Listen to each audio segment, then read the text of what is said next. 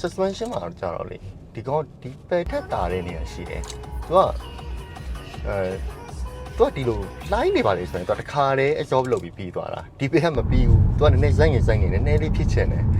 ဒါပေမဲ့ဒီကောင်နည်းနည်းလေး speed ဖြစ်တယ်ဗျာအဲ့လိုနည်းနည်းလေးခုန်ကျင်တယ်အရန် sport ဒီဘက်သွားလို့ထင်တယ်သူ absorb တော့လုပ်နိုင်တယ်ဒါပေမဲ့ तू absorb လုပ်တဲ့ပုံနဲ့နည်းနည်းလေးတော့အဲ့လိုမျိုးခက်ဆက်လေး तू အဲ့လိုမျိုးလေးလုပ်တာ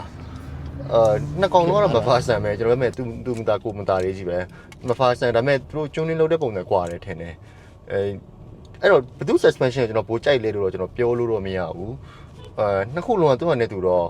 ့ကောင်းတာလေးတွေရှိတယ်ဒါပေမဲ့ဒီကောင်ကတော့နည်းနည်းလေးပို့ပြီး absorb လုပ်နိုင်တယ်လို့ထင်တယ်ဒီကောင်ကတော့ပို့ပြီးတော့မောင်းကောင်းတာပေါ့နော်ဒီလာ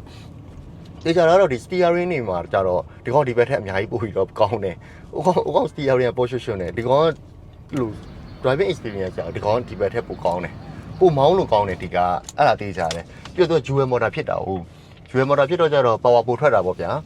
ဒါပေမဲ့အတွင်းက material လေးမှာကျတော့ဒီဘက်ကအများကြီးတာတယ်ဒီလိုနေရာတွေမှာဆိုရင်တိတာတယ်ပြီးတော့ဒီလိုတော်တော်နေရာတော်တော်များများမှာကျတော့ဒီဘက်ကတိတာတယ်ခုံနေမှာအဲ့လိုမတိတာဘူ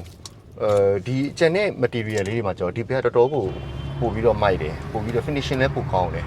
ပြီးတော့ကားဆိုင်မှာကျတော့ဒီကောင်ကဒီဘက်ထက်နည်းနည်းပိုသေးတယ်ဒါပုံထဲမှာတော့မတိတာပါတယ်ဒါပေမဲ့ထိုင်ရတော့ကျင်းတာတွေပါတော့မခံစားပါဘူးတူထိုင်လို့ကောင်းတယ်ကျွန်တော်တော့အဆင်ပြေတယ်ဒီကအဲ့လိုအရန် sporty ဘက်သွားတယ်ထင်တယ်ဒီလားအဲ့ဒါမကောင်းတာတော့မဟုတ်ဘူးဗျာဟိုအကြိုက်ပေါ့သူအကြိုက်ပေါ့နော်ဒီကောင်ကအဲ့လိုလုံးဝတကယ်ကိုကလေးတွေစီးပဲအဲ့လိုမျိုးဆိုရင်တော်တော်လေးကြိုက်လောက်တယ်တော်တော်လေးကြိုက်လောက်တယ်ကလေးတွေစီးနေဆိုရင်တော့သူ suspension ဟုတ်တယ်နည်းနည်းလေး stiff ဖြစ်တယ်ပြီးတော့သူကကျွန်တော်ပြောနောက်ကတောင်ပန်တွေဘာတွေပွင့်သေးတာဗျာဒီလားအဲ့ဒါတော့တော်တော်ထားကြတာအဓိကကျွန်တော်ဒီဘက်ထက်အများကြီးပိုကြိုက်တာပါလဲဆိုတော့အနာကလိုက်လောဖွင့်တာပေါ့ဘူးတော့ဒါကဘာမှအရေးကြီးတဲ့ဟာမဟုတ်ဘူးထင်လိမ့်မယ်ဒီဘယ်မှာကြောက်နေဒုက္ခရောက်တယ်ဒီဘဲလောဖွင့်တဲ့ခလုတ်ကလေနှစ်ရက်ခက်တယ်အဲ့ဒါမာလဲမာတယ်ပြီးတော့မိဖို့လဲနည်းနည်းလေးခက်တယ်နေ့စဉ်မှာကြောက်တာစိတ်အနှောက်အယှက်ဖြစ်တယ်ဒီကောင်ကြောက်တော့သိရမလားအနာကလိုက်နောက်ကသိရမလားတောင်ပန်လေးပါပွင့်လာတာဘာညာနဲ့ဆိုတော့သိရမလားအထားတော့တကယ်ကြတာဒီကောင်အဲ့တခုတော့မိုက်တယ်သူကလို့တန်သားတွေတကားတွေ quality တွေအကုန်ကောင်းတယ်အဲ့အတွင်းက material လေးတွေတချို့ဟာလေးတွေဆိုရင် plastic သားနည်းနည်းလေး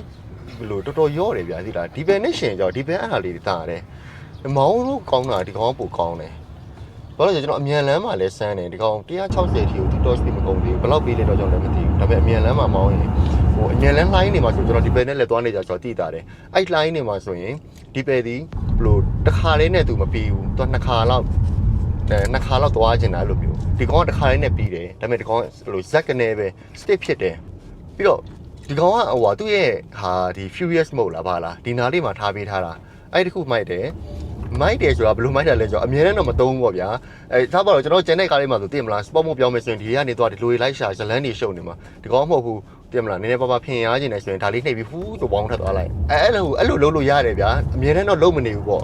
ဟိုအတုံးတော့အရင်ဝင်နေတာမဟုတ်ပေမဲ့ဒါကနည်းနည်းလေးပို့ပြီးတော့ဟို sport mode တော့ပြောင်းရတဲ့ဒီကောင်ကပို့ပြီးလက်တွေ့ကြတယ်လို့ထင်တယ်သိမလားဟို nitro လားကျွန်တော်ငယ်ငယ်တော့စော့တဲ့ဂိမ်းလို့လေ nitro ပွင့်သွားတယ်လို့မျိုးပြေးရလဲတကယ်ပြေးတယ်တော်တော်လေးကိုပြေးတယ်ကျောကိုအရန်ကိုကပ်ပြီးတော့ပြေးတယ်ဒီကောင်ပြေးတာတော့တော်တော်ပြေးတယ်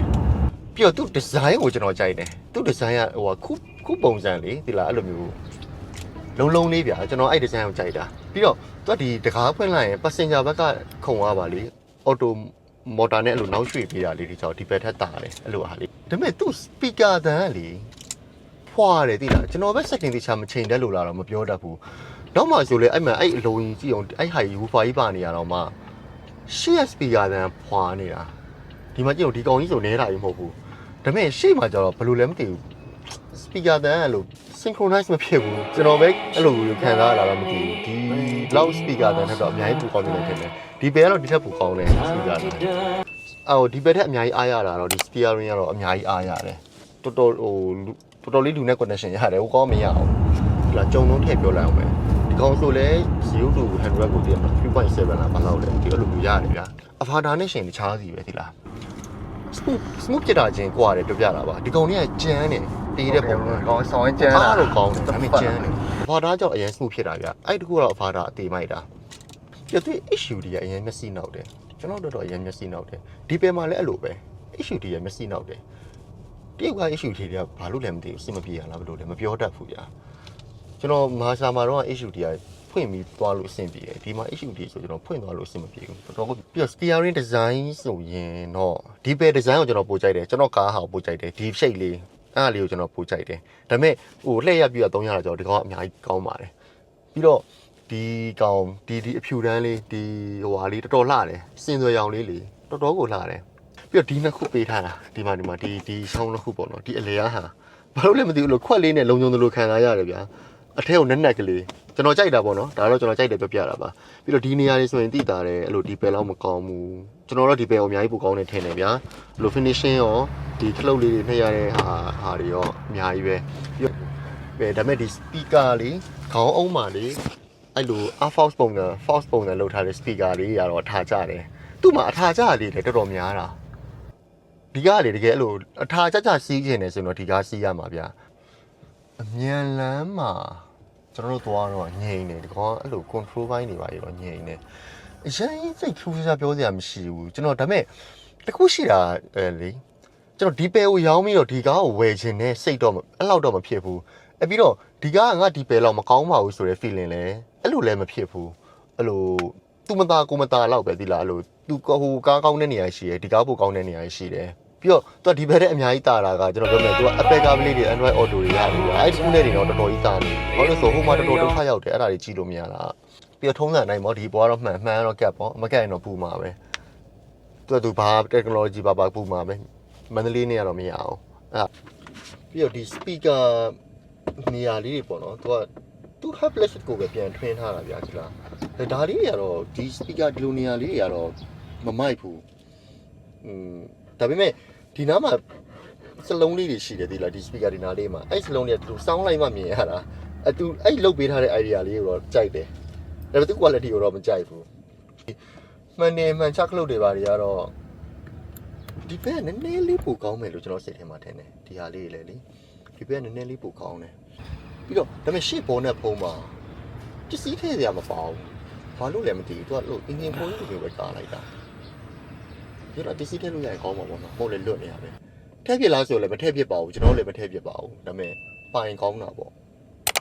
ကျွန်တော်ဝေခြင်းလားဆိုရင်ကြိုက်တော့ကြိုက်တယ်ဒါပေမဲ့ကျွန်တော်ခဏပြောသလိုမျိုးဒီပဲကိုဓာကြီးနဲ့လဲစီရလောက်အောင်တော့မကြိုက်ဘူးဒါပေမဲ့ကြိုက်လားဆိုရင်တော့ကြိုက်တယ်တအားကြီးကြိုက်လားဆိုရင်တော့ပုံမှန်ကြိုက်တဲ့လောက်ကြိုက်တာပေါ့ဒီကားမစိုးဘူးပေါ့သူကခင်ဗျားတို့ဆိုရင်ရောဘယ်လိုဘယ်ကားကိုပိုရွေးချင်တော့ Alphard လားဒါမှမဟုတ်အဲ့ဒီပဲရွေးပြစ်လောက်မလား